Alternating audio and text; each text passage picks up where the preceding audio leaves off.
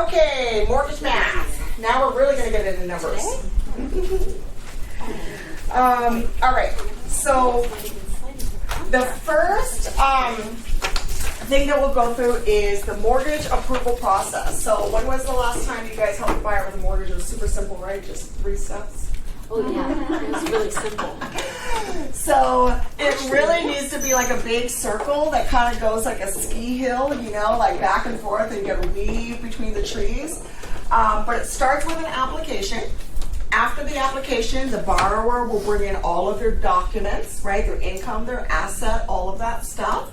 And then the file will go into processing, okay? And then once the processor substantiates all the information that you gave us, so currently, especially after mortgage meltdown and things like that happened with the big fraud and everything that occurred during that time, the job of the processor is to make sure that everything that you gave us is true. So when you give us a pay stub, the first thing that the processor does is call your employer and say, does John Smith work here at Google, and what is his job title? We've got a pay stub that says this, do you concur? And as long as that employer says, yeah, that checks out, then you're good to go. Which is why if you work with a buyer that may be a nurse, and maybe they work in a bunch of different places, right? What do we have to do? We have to contact every single one of those. We have to find out exactly how many hours they're working at every single place, and every single thing needs to be substantiated. Once it's substantiated, they're also going to call their landlord, make sure they've been paying their rent on time, all of that stuff. And then once that happens, then the file is going to go into underwriting. Underwriting is quality control. They're going to make sure that everything that the processor gave them is correct, all the documentation is correct, all the checks and balances are correct, all the checks and balances have been considered.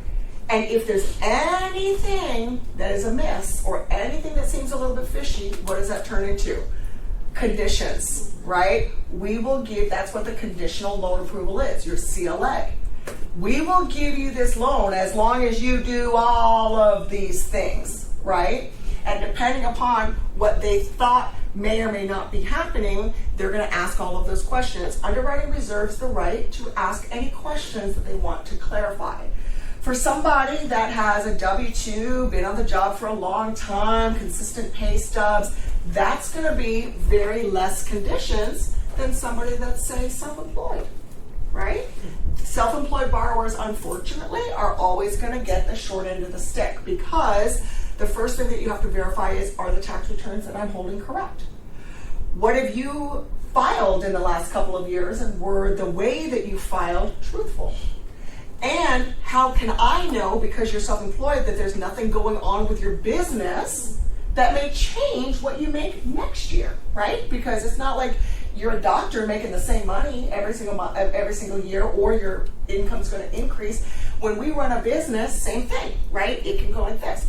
And that's why when you are self-employed, they collect 2 years. What do you think happens when they say, oh wow, in 2021 you made $300,000 that year, but in 2022 you only made $100,000. How much income do you think you can qualify with? 100. The 100. The lower. Because the trend of your business is going down. So we're going to throw out the year that you made the bunch of money, and we're going to say, well, that was a one-off. You had a lucky year. But it looks like now you're not having that same year. So that's the number that they're going to use. When you have a declining income situation, they will always use the lower amount. And that's why you have the buyers that get angry. What are you talking about? I made $12 million. I can buy this thing in cash. Then buy it in cash, right? Like if you want a loan, these are the rules, you know?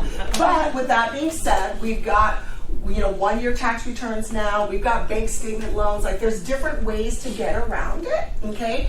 But when you have declining income, they're always going to go with declining income. So underwriting, okay, is where quality control, they're going to checks and balances everything, and as long as everything checks out and you can meet all of those conditions, then they will prep the file, they will issue final loan approval.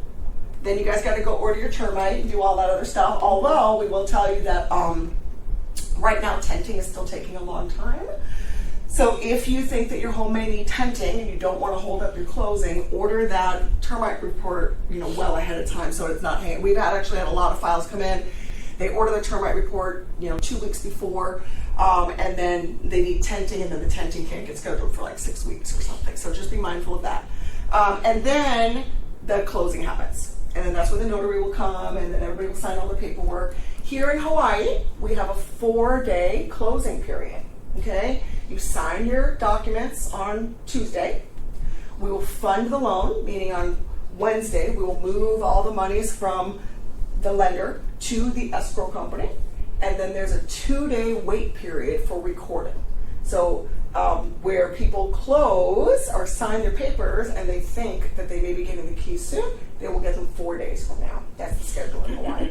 Many states don't have that waiting period. They will sign the loan, fund the loan, and record the loan. So you will sign the papers and then boom, you got your keys, but that's not the way that it works here. There's a waiting period, and that's because of the good funds law. So now it's a little bit more electronic, but back in the day, they had a lot of problems with fraudulent checks, right? And especially if the bank was not located here, like let's say it's a Wells Fargo, how do you know that that's not a Photoshop check?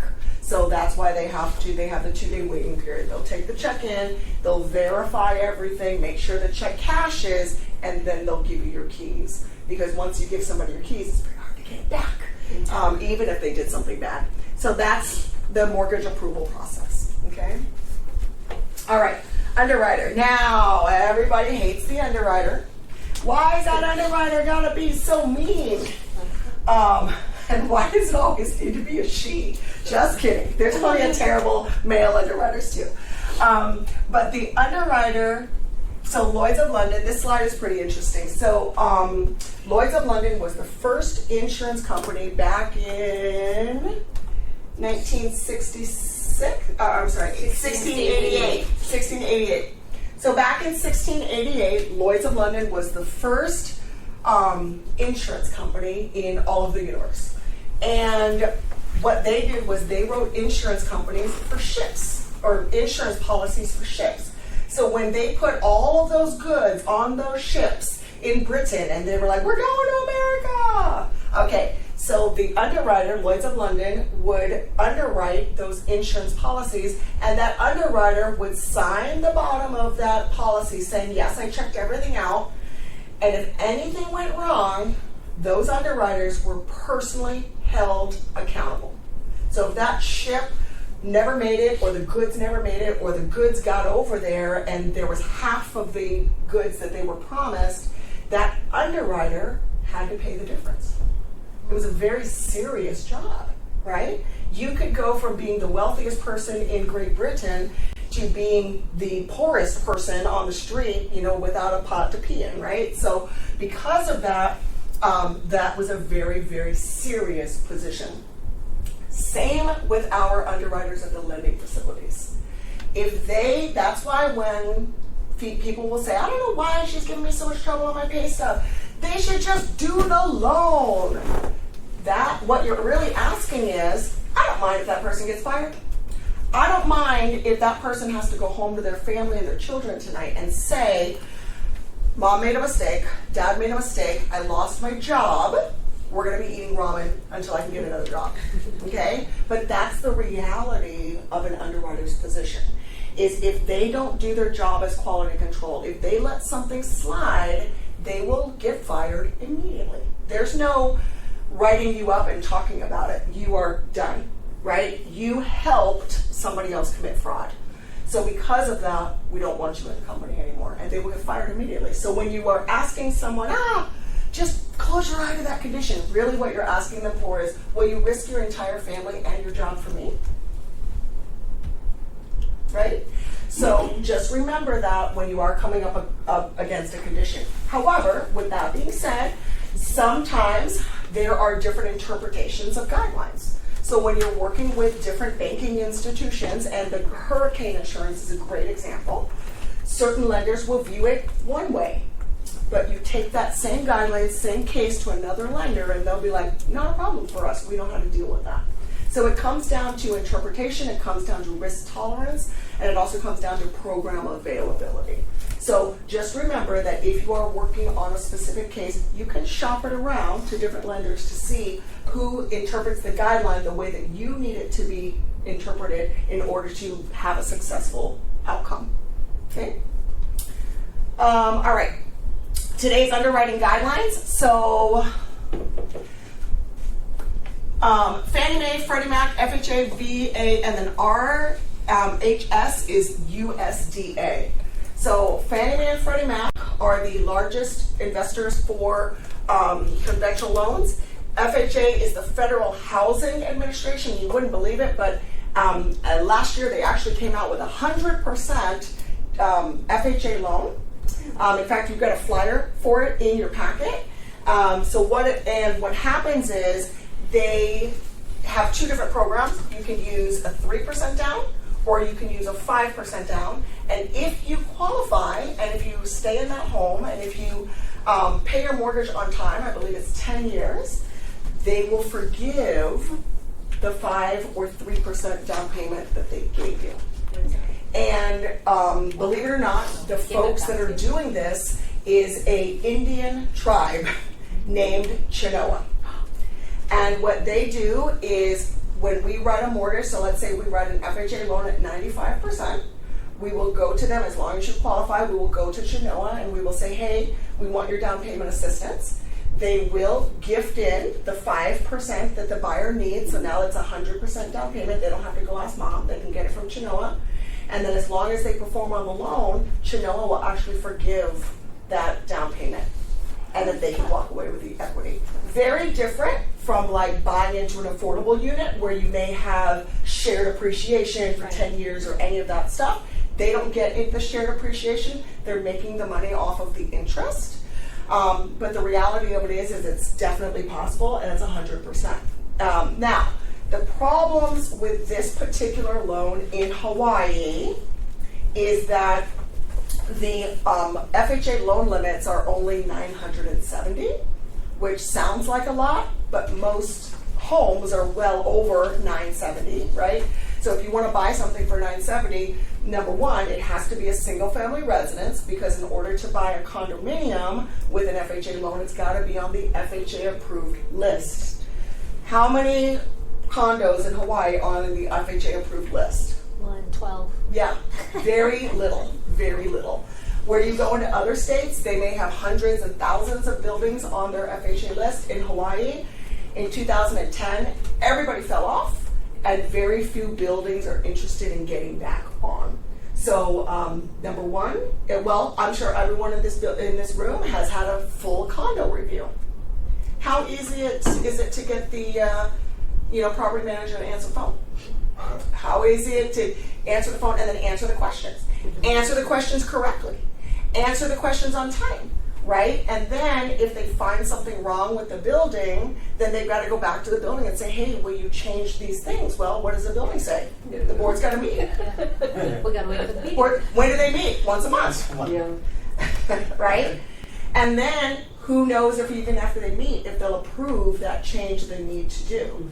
And in order to do all of that, get it on the approval list, who's going to buy the condo docs? Right? When you guys have a sale between a buyer and a seller, who's going to buy the condo docs? Imagine a building and them deciding who's going to buy the condo docs and who's willing to go through all of that and put them on the building. So put the building on the list. So that's the reason why our FHA list is very, very, very small.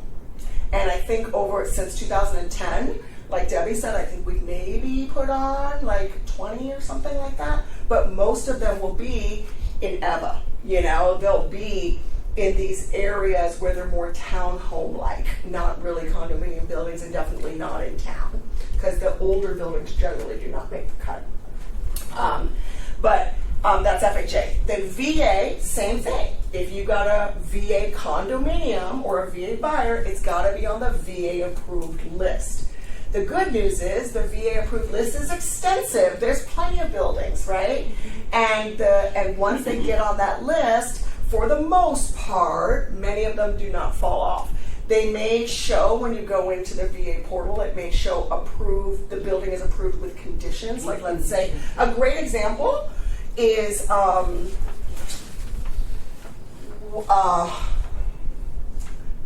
Koalina.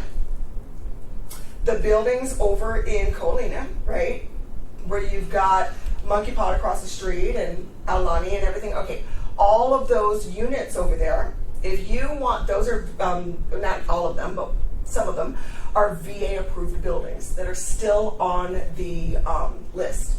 And they've got litigation against those buildings as well. But they're on the approved list, and it says, when you look at it, it says approved with conditions. And when you look at the conditions, it says building has litigation, and the veteran, when they buy that unit, they have to sign a statement that says, I am aware that we've got litigation and I'm fine with it. Sign, okay? Now, the reason why I bring that up is because I was working with an agent, and they had a bunch of buyers, and they all happened to be VA, and we closed them no problem. Okay, because they were all on the VA approved list. Then all of a sudden he brings me a conventional buyer. I'm like, we just did 3 of these, this is fine. And then boom, we hit the wall, no financing, had to go portfolio, 25% down, and it was because these were VA buyers on the approved list. We didn't have to do any condo review. But when they had a conventional buyer, we had to do condo review, and next thing you know, it did not pass. And now a lot of them are being used for short-term rental too. So you've got those layers of problems there too when it comes to the litigation approvals and all that stuff. But VA approved list. USDA or RHS, they follow conventional guidelines. So for the most part, if you were doing a USDA loan, it will follow the same guidelines as a conventional loan would. But remember, USDA, you've got a flyer there too. So go ahead and pull it out.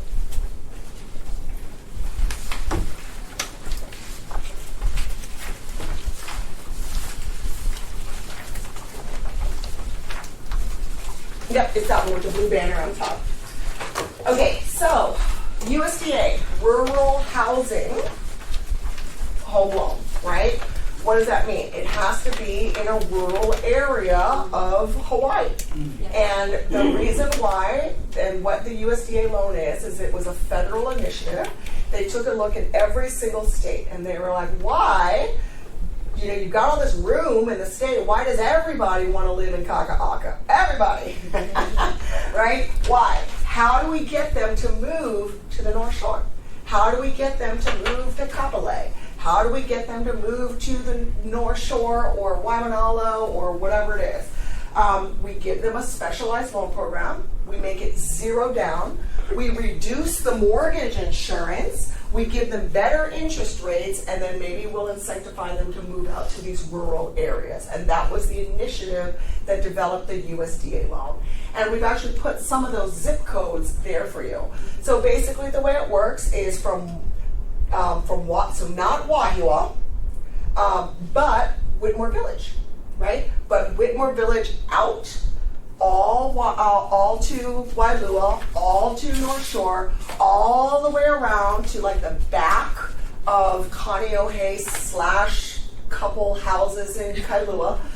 For instance, in Kaneohe, the 2 Ahui Manu streets, right? You got the first one, and then you got the second one. Okay, so the first one is not eligible, but the second one is. Because just like in Aiea, you can be standing at the Texaco, and you're in Aiea, but you cross the street and go to Times, you're in Pearl City, right? So that line kind of just is drawn. So it's based on census, and based on what they believe the concentration of people living in that certain district is, and that's how they come up with it. On the top of this form is the eligibility tool. There's a lookup tool. So all you need to do is go to that website, pump in your address, and it'll come up eligible or ineligible, because it changes every year. Is this for only primary? Only primary, yep. Is there a limit? Borrowing limit? There is a borrowing limit. So there's actually an income limit when it comes to USDA loans. Thank you. There's actually an income limit. It's based on family size. So it's not built for multimillionaires to buy property, right? It's built, once again, you don't have to be a first-time home buyer, but it's geared towards that first-time home buyer, or maybe somebody that bought that condo in Makiki and now they're ready to move out to Kapolei, right? And they only have a little bit of a down payment, or they want to conserve that down payment and they want to use that home. They can keep their condo in Makiki and buy out in Eba. So, in premise, Yes. they could, Yes. okay?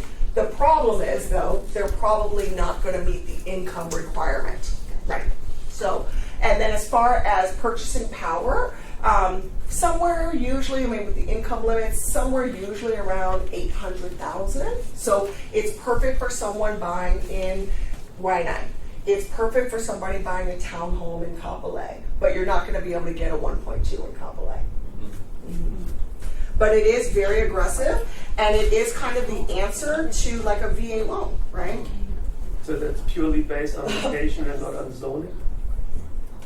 It's based on zip codes and census and then But location. within that, it could be an apartment, it could be a single-family house. Yes, it could be an apartment, but you could not use it on like a commercially zoned property. Mm-hmm. But any residentially zoned property, you could. Absolutely.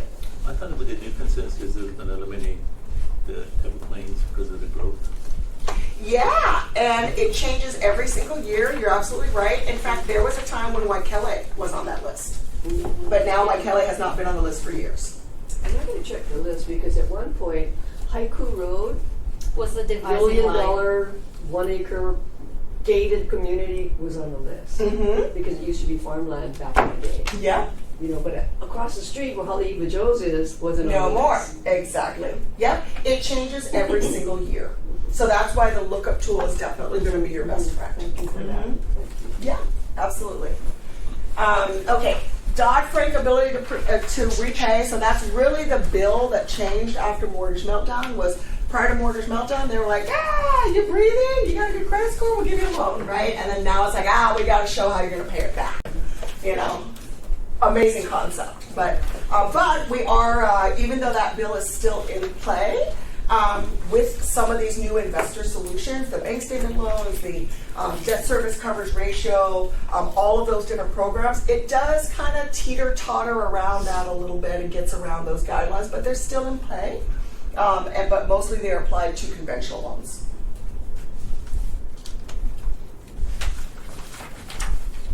Okay.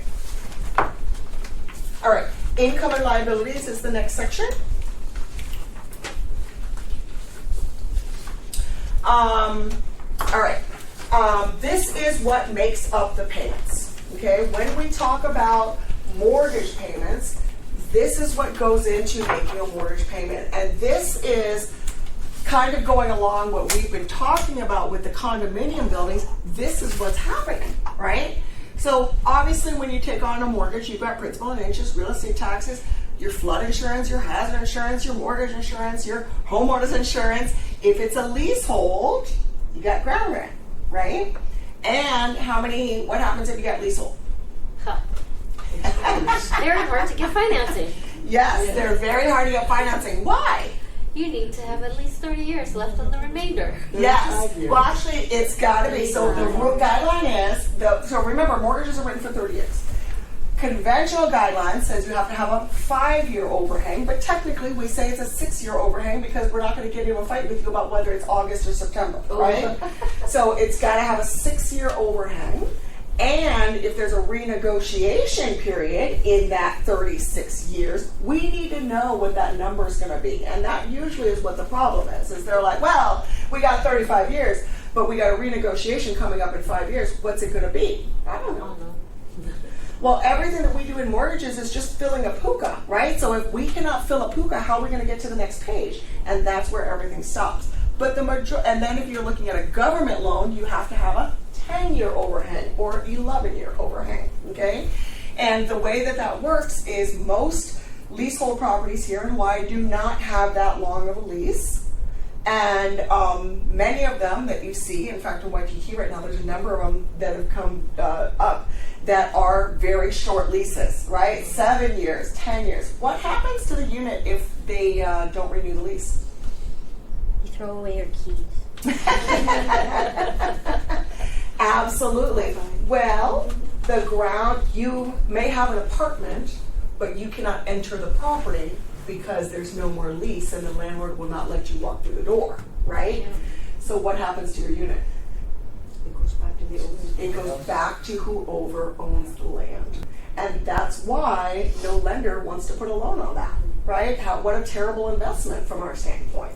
If you want to buy it in cash and you want to put your cash on the line, fine, right? But as a lender, we look at that and we say, in 7 years, somebody else is going to own that unit, and from the paperwork that you've developed, they've already said that they're not going to renew your lease. So why would we put a 30-year loan on it, right? And then some folks will say, well, I'll take a 7-year loan. Well, technically, you have to have a 5-year, 6-year overhang, so you're going to get a 1-year loan. You know what that means? You got to buy cash. Okay? So, because whether you pay us payments $100,000 a month for the next, 12 months, it's all the same stuff. So that's why you got to buy it in cash if it's got a really short lease.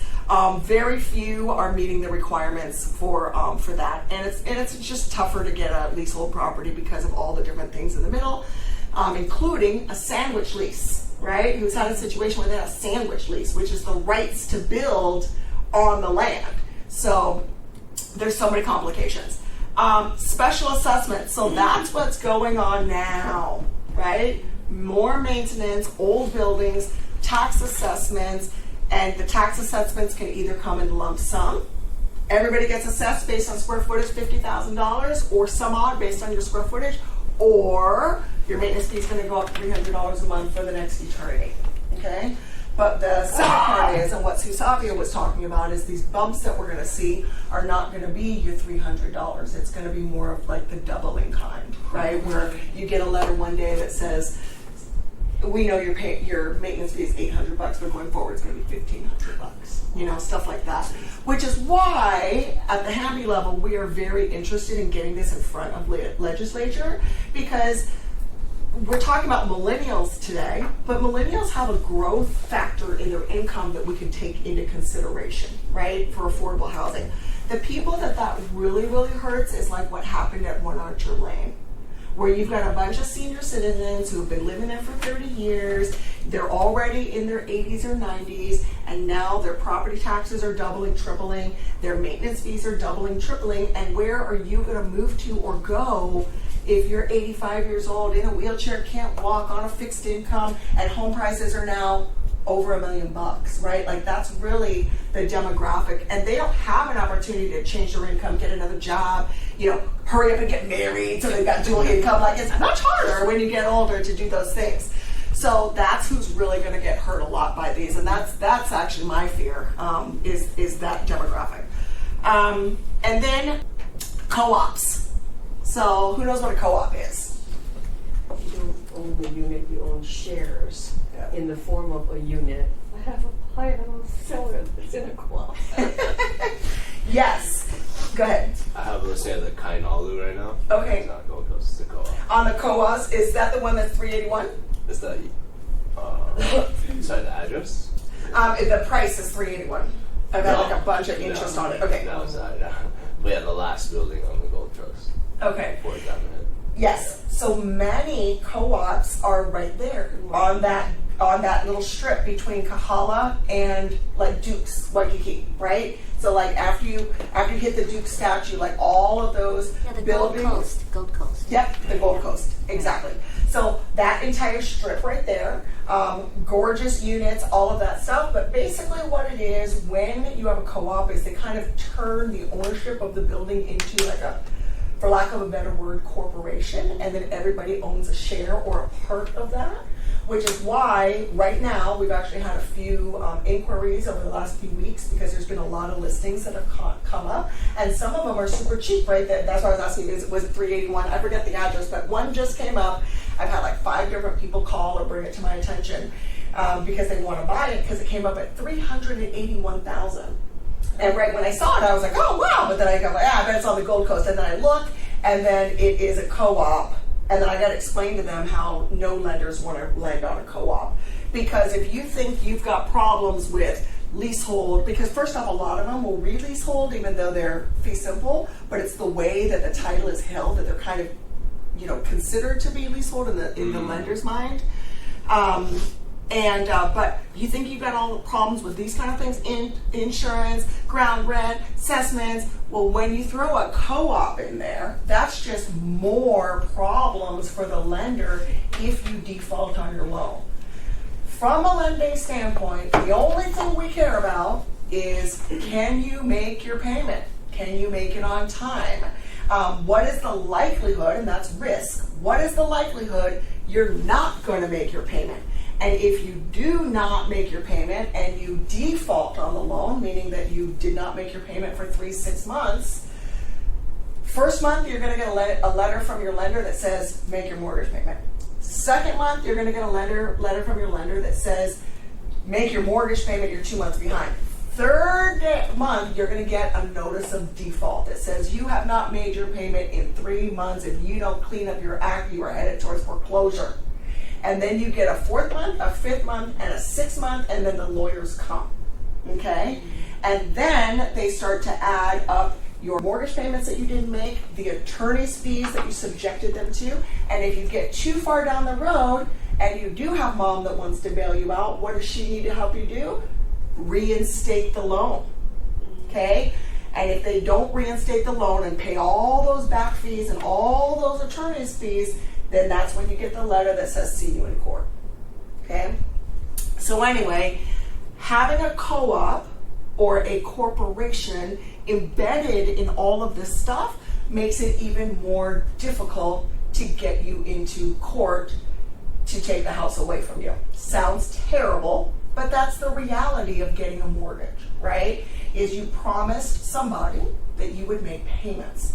And when you don't make payments, there is a recourse, and that recourse is foreclosure. The 381, and it's not leasehold. It is leasehold. Okay. Yeah. But it's a co-op that's leasehold. Yeah. Mm-hmm.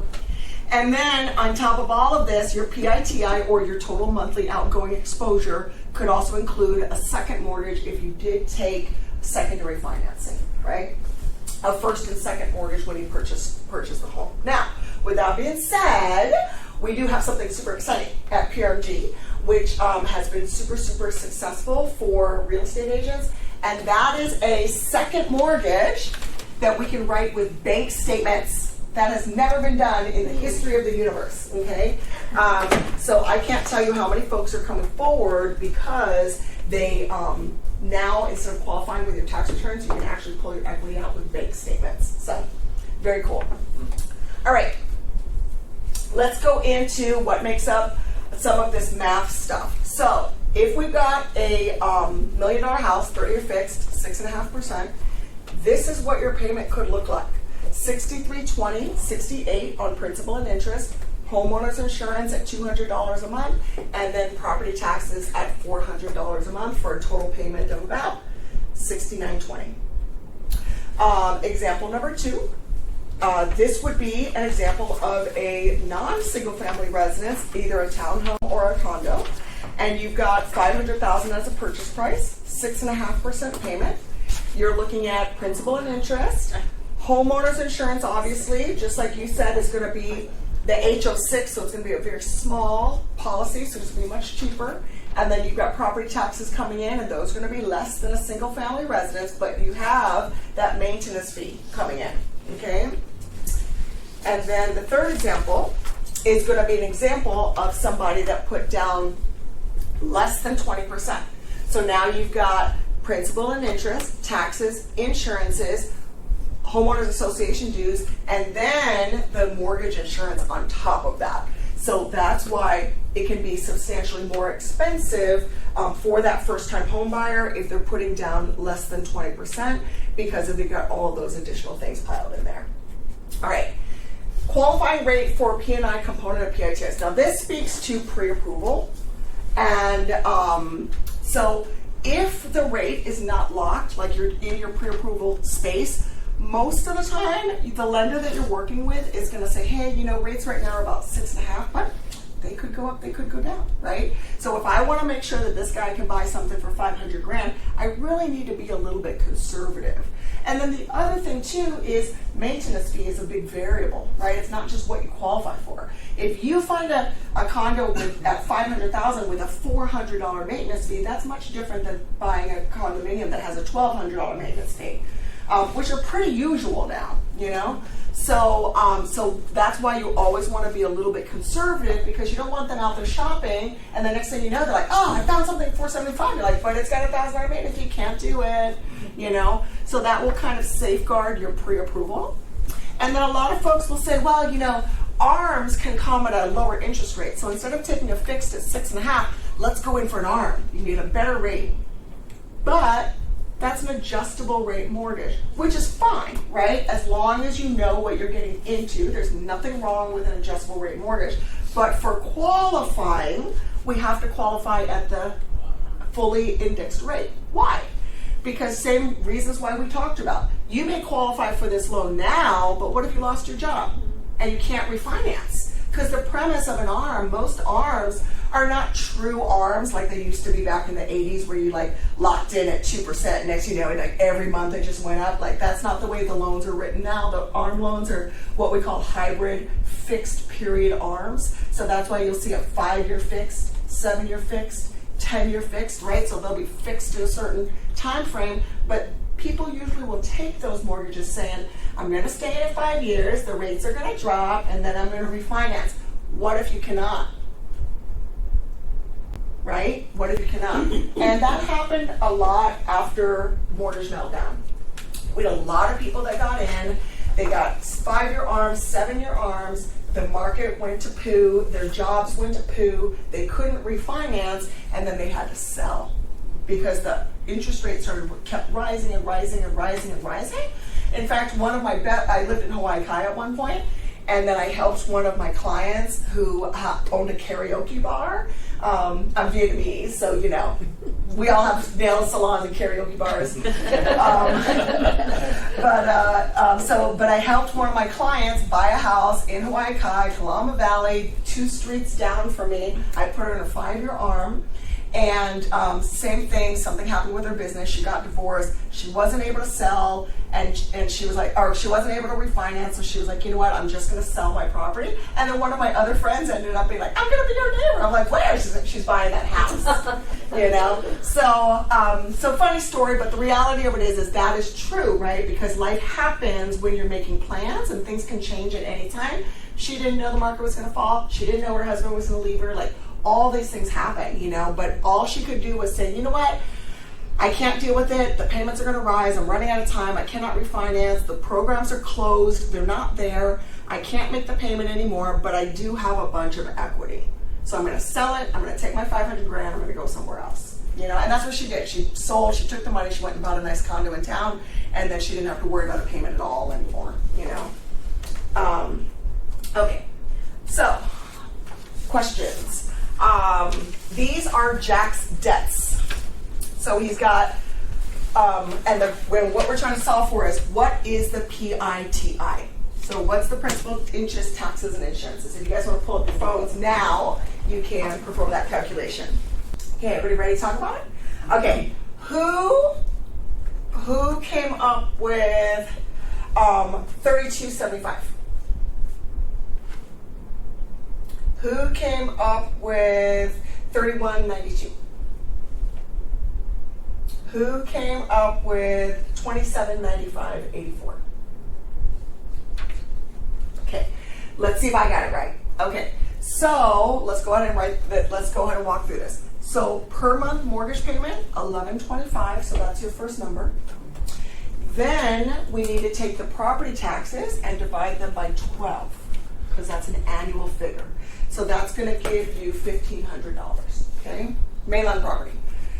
Then we're going to take the $800, and because it's per year, you're going to also divide that by 12, which gives you that $66.67.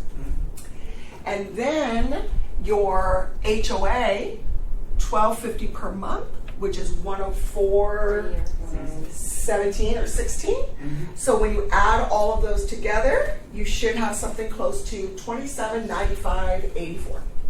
I was thinking that a homeowners association fee is not a part of PITI. It is, because you got to pay it every month. Of course. Okay. Mm-hmm. So actually, when we talk about PITI, it's principal, interest, taxes, and insurances, but that's on a single family.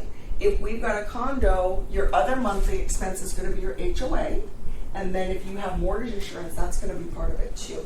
So when we say it, we actually say if you've got a condo with mortgage insurance, we would say PITI, MI, HOA.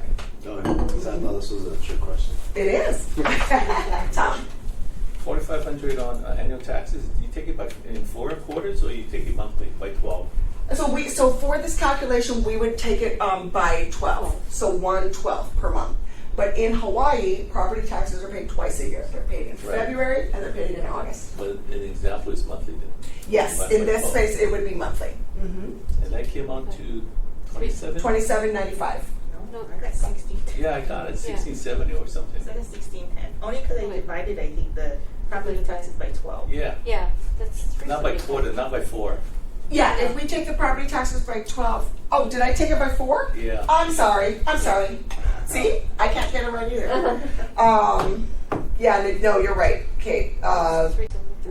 4,500 divided by 12 is 375. divided by 12. I'm so sorry. Yeah, it's 375. Yeah. Okay, perfect. See, that's why we have the class and you guys gotta tell me. You're absolutely right. So it should be 1670.84. Yeah. 1670.84. Okay, perfect. Thank you for catching that. Okay. All right, so debt to income ratio. So whenever you're working with a lender, obviously debt to income ratio is going to be very, very, very important, okay? Debt to income ratio is your income, or actually your debts divided by your income, okay? When we are dealing with debt to income ratio, we have a front end ratio or housing payment, and then we have a back end ratio, which is the total payments. So somebody with no debt, right, would have the same front end that they do back end because they have no debt. But if they have debts, they would have a front end and they would have a back end. So this is an example. So in this case, you've got $35.60 as a PITI. This person makes $9,000 per month, okay? And they're at a 39.6% debt to income ratio just for their housing payment. Is that gross or net? Gross. Gross. And then the back end payment would take into consideration any other debts that they have. So in this example, this person would have the housing payment, and then let's say they have a car payment and a couple of credit cards, okay, to equal $800 per month. So when they make $9,000 per month, given the same equation with the PITI being 3560, they'd almost be at a 50% debt to income ratio. 50% debt to income ratio is basically the max, okay? So, general guidelines. The guideline says that we should be somewhere around 43 to 45. I have a lot of people come into my office and go, I make $9,000. Why can't I get a $9,000 mortgage? I don't know, how much do you know? Why do they think? If you make $9,000, why not make a $9,000 mortgage? How are you gonna buy groceries? How are you going to buy groceries? How are you going to pay your taxes? How are you going to go to the movie? How are you going to, do whatever you want to do, right? That's why they set the guidelines, because they know already that you're going to have to pay taxes. That's a, piece of life. And then they know that if you strip yourself of food and gas, like how are you going to get your car to work if you don't have gas money, right? How are you going to enjoy yourself if you don't have money to go out to eat every once in a while or go to the movie? Eventually, you're going to do what? Stop making your mortgage payment, okay? Because you're not going to, that may be something, and I'm sure we all feel the same way. When I was in college, sometimes when I think about it, I'm like, I think I ate ramen for like 5 years. When people said to me, what are you going to do when you graduate from school? I would say sleep. Because I had to work myself through college. I worked at Duke's Waikiki when I was going to school. I was taking 5 classes a semester, and I was finishing class at 3:30. I'd go sit at Diamond Head and watch the waves. There's a little tree I like to sit at and do my homework, and then I would get dressed and then go to Duke's at 5 o'clock to clock in for my shift, and I would stay there till midnight. And then I would go home and I would write my papers or whatever I needed to do. And then I would stay up till 2, 3 in the morning, and I would get up at 7 in the morning, jump out the door and do it again. And I did that for 5 years. But I came out with no student loans, right? But that was in a day when UH was only 10 grand a year or whatever, but it's not like it is now. Like, what is it? 30 grand, 50 grand a year?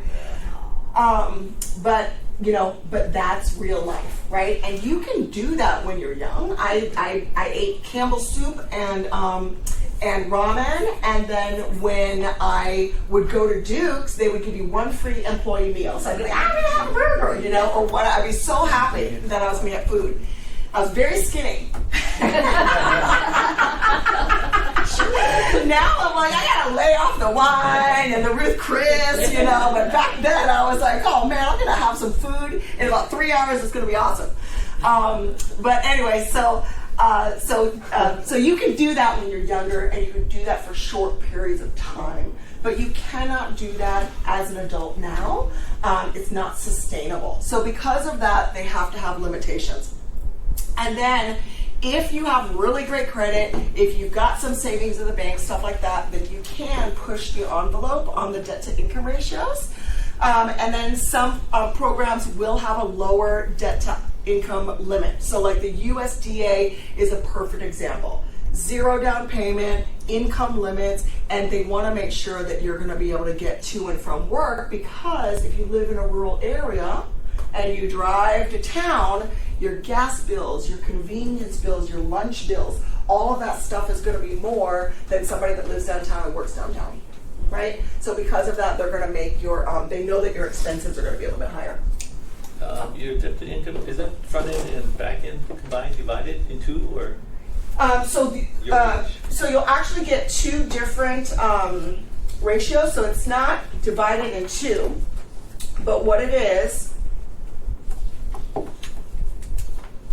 my clicker stopped working. Everything's falling apart. Okay, so what it is the front end is going to be just your housing payment.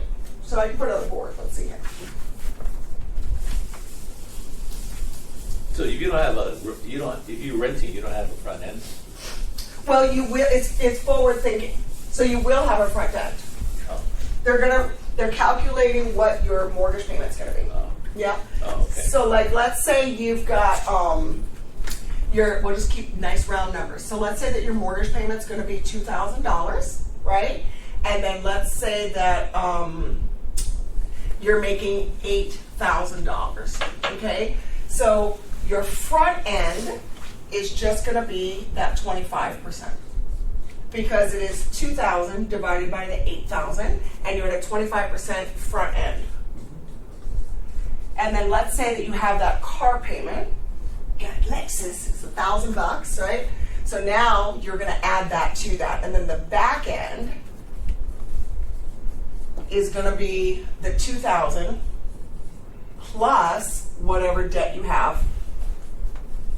Okay, and then that's going to be your back end. Okay, that's a combination of all your debts divided by 8. Yes, So that what would be the back end. What would you even do the front, because it's going to be combined together? Because that's just the calculation. Yeah, and then some programs are just interested in the back end, but then you've got certain programs like USDA that are also concerned with the front end. Because the reason why is, let's say that you over time you pay your debts off, right? And if your total and if your front end is not low enough, you may have a life event, right, that stops you from being able to make your mortgage payment. So the guidelines are written, you know, the way they're written, and then the lenders just have to follow them. But they do take that into consideration because these things can change. Okay. Yeah. And that's why sometimes too, like especially when we're doing a pre-approval, we'll be like, you can buy that, but you got to pay off that Lexus, or move it in your wife's name or something, right? But you got to get it out of your name. Otherwise, we cannot help you buy that house because your debt to income ratio is too high. Okay. All right. So next one. So debts included in total PITI. So this speaks exactly to what you're saying, Tom. So all of these things, okay, would be included in your total debt to income ratio. Now, this is something that most folks do not know, and this is a guideline, but if you have less than 10 months left, so let's say that this borrower did have this Lexus, but they had it for 5 years and they only had a 6-year loan, and they had less than 10 months left on it, I wouldn't have to include it. Because within the first year, we know it's going to be paid off, except for when they take on a lease. When you lease a car, do you buy the car or do you rent the car? Rent. You're renting the car. What happens if I take away your rent-a-car? What are you gonna do? Have to Go buy get a another car. rent-a-car, right? You're not gonna just start living your life without a car, right? So when you have a auto car loan, we know that in 10 months you're gonna pay it off, and the likelihood of you kind of keeping that car is pretty good, or you have the option of keeping that car. If you really want the brand new version, you can go back and you can get it, but if you paid it off, you would still have a car, okay?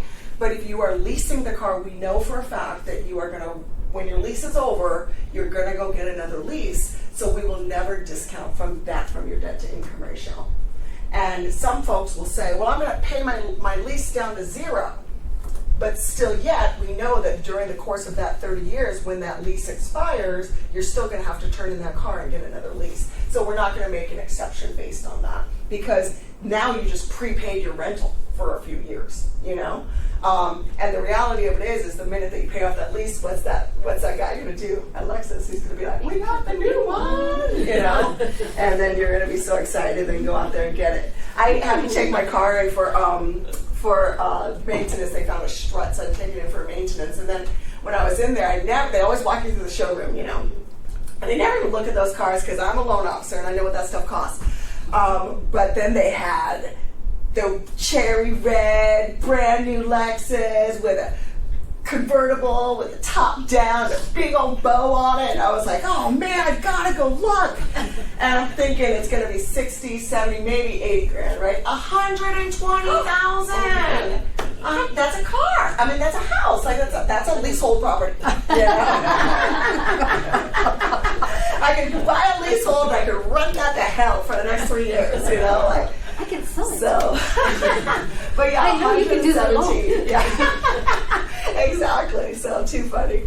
All right, more rules about debt to income ratio. So a lot of folks will say, "Well, I'm self-employed.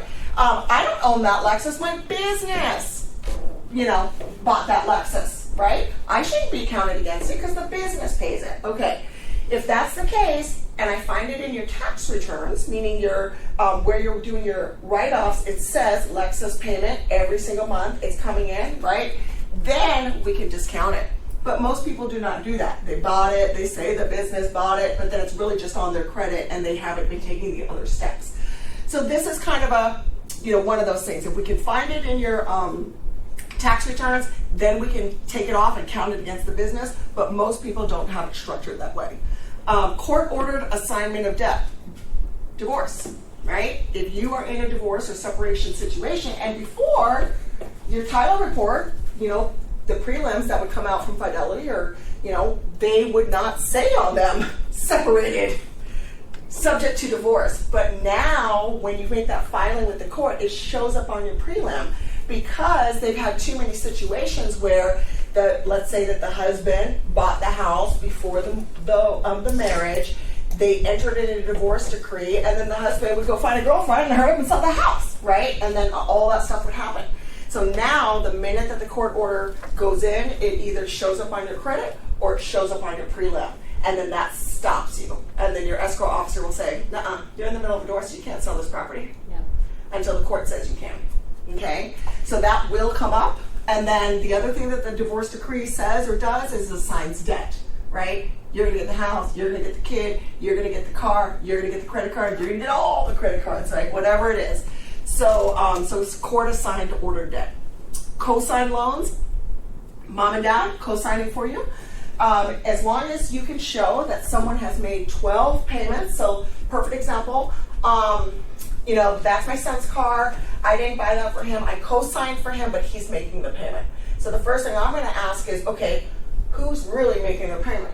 And then she'll say, he is. And I'll go, great. Is he giving you the money and then you make the payment? Or is it really coming from his bank account? Because if he's giving you the money, we cannot prove that he's making the payment. But if he is truly making the payment, then we will just get his bank statements, show that he made the payment for the last 12 months, and then boom, I don't have to hold it against you. But that's where it gets a little convoluted, and it definitely gets convoluted if it's been less than 12 months, right? Because then you don't have that history. And many times it would have just happened. Like we have some cases where it's been 12 months, it's great, and we have some where like, he just bought that car. It's like, well then we can't show the 12-month history. Deferred installment debt, student loans. So what happened in October? It's not, you're not Activate. forgiven. All of the student loans went back into repayment. And just like the folks that took the forbearance during the pandemic, what did the student loans do? They added all of those balances back onto your student loans. You know what happened to a lot of my clients that have student loans? Their credit score went like this. Because it shows, their credit now shows that they took a student loan for $5,000. And customarily, when you take on a loan, what happens over time? The balance goes down. But now it shows that they took a loan for $5,000, and the payment and the new balance is $9,000 because they didn't pay for 3 years, right? So now they're upside down on. And how many people in student loans? How many loans do they usually have? One. Like 25. seven. Yes, they've got many, right? Because they've got 20 over here, 15 over here. And you put it all together. I actually just have, took an application from a doctor, $450,000 for it. Yeah, she's gonna make a lot of money though, so it works out. But $450,000 in student debt. She's a surgeon. So, but anyway, so that just happened, right? Student loans, that's a perfect example. And then folks will say, well, why does it have to be held against me? I'm not making any payments right now. I'm on forbearance. But will you make payments within the next 30 years? Well, it's gonna be forgiven. Is it forgiven right now? No. It's not. It's not. And sometimes they mistake the forgiven, right? Because they can have school, have more deferment. Maybe their job allows them to defer it for a little while. But until they actually have a piece of paper that says you owe zero, it has to be held against them. And if you've got a ton of student loans, that also is another thing that can be very harmful to the millennial buyer. Because most of them, unlike the UH story that I told you about, cannot work at Duke's and pay that bill. And unless their parents are willing to pay for it, they've got to come up with the money somewhere if they want to go to school. So many of them are coming out of school with hundreds of thousands of dollars of debt. If they come out with like 50 grand, 20 to 50 grand, that's pretty low. Yeah. You know, but most of them are coming out with 50 to 100,000 in debt, especially if they went to a higher end school. Loans secured by financial assets, so that would just be like additional things that you own, and then non-reimbursed employee expenses. So there used to be a form, it was called a 4568 in your taxes, that if you worked for the bank and the bank wasn't giving you an expense fund, you could go and buy lunches for your realtor and then expense it off. Well, the government came back and said, we cannot do that anymore. If you work a W-2 job, you're not allowed to write anything off anymore. Which is why you either got to incorporate yourself or get a Schedule C or whatever you got to do. Okay. All right. That's debt to income ratio. So, question. Hannah and George are paying $400 a month for a car lease that will expire in 3 months. $500 for a car loan that will be paid off in 4 months. So, which one can be excluded from their DTI? The $500 car loan. Yep, because the lease is going to reoccur. Okay, this is how we calculate income. So very basic stuff, but whatever your W-2 is, divided by 12, that's going to give you your monthly income. So it is gross, right? Just like we talked about. If you are paid every 2 weeks, there could be a different calculation there, but it's all basically the same. We're going to take your W-2. We're going to, your last 2 W-2s. We're going to take your current year to date. We're going to calculate the months, and then based upon the months, the days, everything, we're going to calculate your income. And then because we cannot trust anybody, we're still going to send that statement over to your employer, and then they're going to verify your income too. So that's really the way that works. When you are we're not going to go through all of these because these are basically all the same. But when you are self-employed, we talked about that. They will take your 2 years of income, your 2 years tax returns, any losses, and I think this question came up during the bathroom break, any losses are going to be counted against you. So if you've got a big schedule of real estate and everything is operating in the red, it's great for your taxes, but all of that red is going to be held against you. They're going to take those bottom line numbers on every single one of those properties, divide it by 12, and then where you've got a positive income, right underneath that it'll show a negative income, and then that's going to be your calculation. So that's why we were talking about if you're an investor, you got to have a conversation with your CPA. You're going to be like, look, I'm not done buying property, okay? I want to stay in the game. I need to ride that fine line because there's an element called depreciation. And when we look at that REO section, we can add back the depreciation. But if your depreciation is $7,000, but your loss is $42,000, right? You've still got that big loss. But if your CPA can set it up that your depreciation is $7,000 and your loss is $7,000, boom, now you're to break even, right? And that's how you stay in the game. And we will talk about that in depth in our investor class. Okay, so this one speaks to what we talked about for declining income. So in the event that you have declining income, remember they're always going to take worst case scenario. Salary and commission jobs. So if you are working salary or commission, even though you're getting W-2, we would still have to take an average of whatever those commissions are, because same thing, we could be like, last year was fantastic, you made $100,000, this year's terrible, you made $20,000, right? They're always going to go with that lower amount. And then if you have bonus and overtime, same thing. Second job and part-time income, to me, that's kind of the same thing, but the rule on that is if you've been working a second job and you want to use that income to qualify, you have to have been working that job at least 2 years.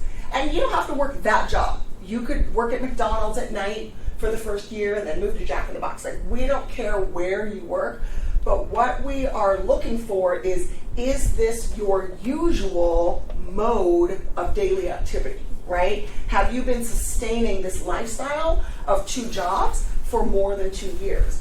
Because what the other problem what we're having was a bunch of folks be like, I need to qualify for this house. I'm going to go work at McDonald's for a few days. And then boom, as soon as they get the keys, they're like, I'm done, you know? So because, and they know all of this. So remember, the underwriters, the guidelines, I mean, all of that stuff is based upon stuff that we already know, right? So a lot of times, you know, buyers will be like, I'm going to be so crafty and I'm going to do that. Somebody tried it already. You know, somebody tried it already. They know. And they are looking for it, you know. So, unemployment benefits. Can you use unemployment benefits in order to qualify for a mortgage?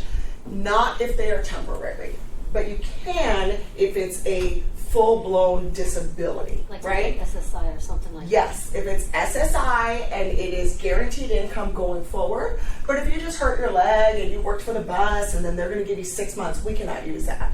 Another thing that comes up a lot is, and it's not unemployment, but when the veterans get out of the military and they want to go to school, they actually get a lot of money from the GI Bill, right? So they'll get housing expenses, school expenses, all this stuff. So you'll have a veteran that's going to school making $6,000, $7,000, $8,000 a month in addition to his job because they're funding his education because that's what he served for. A lot of times they'll come in and they'll say, well, I'm going to get this as long as I'm going to school. That's the key though, as long as they're going to school, which means it's not guaranteed income. And the likelihood of it continuing for this 30 years is very, very, very slim, or not at all. So because of that, we will not use that in order to qualify, because that is considered temporary income. Oh, here, military and rental income. So, military income, we talked about this, they get all of those special pays, which we can use in most cases. Other sources of income, alimony or child support. So yes, if you have a divorce decree that says, I got divorced, I'm getting $1,000 a month until I get married again or for the rest of my life, or if I'm getting child support for these 3 children, the first thing we're going to look at is the divorce decree and see how long the child support is going to continue, and then we're going to check the ages of the kids, okay? Because generally, child support is paid until 18, however, it's whatever the decree says. If the decree says that you will, I've even seen a decree where the husband has to pay child support on the daughter until the daughter gets married. That was written into the thing. Oh my So, yeah, and because it was indefinite, because it was indefinite, we could use it because it said until she got married, and at that moment she was not married. So, we cannot speculate as to when she's going to get married, because when we look at these things, we are looking at continuance of 3 years. So, like for instance, if you have child support and the child was 12, no problem, right? But if the child's 17, you're not going to have that income if the divorce decree says you're only paying until 18. Yeah, so we will not use that income. So it really depends on some of that stuff. Non-occupying co-borrower income, that would be a co-signer, right? So when you've got a millennial that's having a hard time qualifying, mom comes in and co-signs. Non-occupying means mom's going to stay in Seattle, right? But she's going to lend her income and her assets so that her child can buy. Retirement and pension income, obviously if you've got retirement or pension, as long as it's going to continue, and usually you'll get a letter from your job that either says we're going to pay you retirement or pension for 10 years, or we're going to pay it indefinitely, right? And then we're going to use that in order to help you qualify and see if we meet the 3-year test. Social Security income, tip income, and then one of the things that's not on here that I've been coming across a lot is trust income. Trust income, right? So if you have a big trust account, I have a client right now, her parents passed away, left her a few $1 million, but she does not get it all, right? It's all in this step up based upon the trust. So the trust says something like when she needs a down payment, because we're actually helping her buy her second house right now, when she needs a down payment, they will give her a distribution from the down payment, but they'll only give her like $3,000 a month, so she still needs to work, right? But in order to use that income to calculate, I've got to take that big statement, I've got to minus out any of the down payments that she's going to get, I got to make sure that for the next 5 years, because if you have trust income, then it's got to be a 5-year test, that as long as we're giving her $3,000 a month, there's enough money in there to last for at least 5 years. It's because if you've only got 60 grand in there and you're taking $3 grand a month, that's not going to last very long, right? And then eventually you're going to run out of money and not be able to pay your bills. Okay. Self-employed, I think we actually already covered this. So we talked about the tax returns and some of that stuff. Okay. I love this slide because when we're dealing with self-employed borrowers and buyers and they give me their tax returns, the first thing that the agent will say to me is, why do you need their tax returns? They already gave you their tax returns. And then I say, they gave me some stuff, but look at all the stuff I need, right? This is why. Because depending upon what kind of business you have, depending upon how you structure it, if it's just a simple Schedule C, if it's incorporated, if it's an S Corp, if you've got multiple businesses, right? There's lots of people that have multiple businesses. I work with a chiropractor. He's got like 2 different chiropractors. He started developing a medicine. He's got a prescription company. He's got LLCs for every property that he owns. When he wants to do a loan, he's got like 7 packets of tax returns, right? And if any of those tax returns refer to something else, like, this line item says that you bought, something, a plot of land somewhere that, that is creating some kind of income, we got to go look for that thing. So that's what ultimately happens is when they turn in their tax returns, they give us what they think that we need. And then the loan officer's got to go back in and be like, what about all of this other stuff that we found in there? We need that stuff too.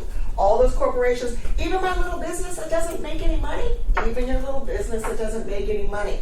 Because in your personal tax returns, there's a line item that says, and we've got another business outstanding. And we don't know that you don't make any money. It could be that you make a lot of money there, or it could be that you're hiding a big loss. Maybe that company that doesn't make any money is losing $1 million a year, right? What does that become? A big negative on your qualifications because that's something that you're subjected to, even if it's on paper. What do you do on the short forms? You don't have to submit all the stuff. What do you mean by short forms? With the standard deduction. Not itemized. Oh, well, as far as like the itemizations and stuff like that, yes, we're going to take a look at that, but the, $25,000 or $12,500 isn't going to play a big deal into all of that. Really what we're going to be looking at is the bottom line number. So they call it the adjusted gross income, right? So you bring in all your profit up here, then you take all your deductions, and then it's what you're left over with. And then as far as those deductions versus the itemized, it's really, once again, the devil's in the details, right? If you're just taking the standard, not a big deal. But if you're writing everything off, and as real estate agents, you guys know this, right? Money comes in, write everything off, $5 grand, right? Then you got to do bank statement loan. Okay, we'll skip over this stuff. Okay.